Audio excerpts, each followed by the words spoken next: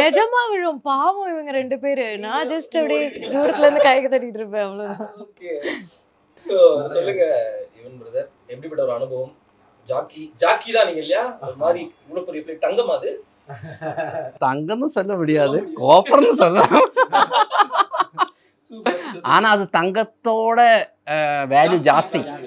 அதுதான் அங்க பிரஸ்டீஜ்.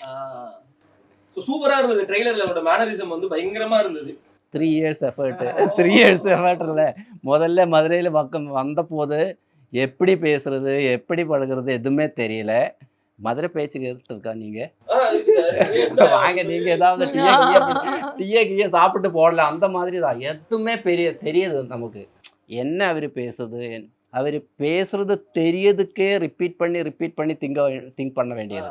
அந்த அளவுக்கு இருந்ததுக்கு அப்புறம் ஃபுல்லா ஒவ்வொன்றா கற்றுக்கிட்டு டைலாக் பேசுகிற அளவுக்கு வந்து ஃபுல்லாக நடித்து கொடுத்துட்டேன்.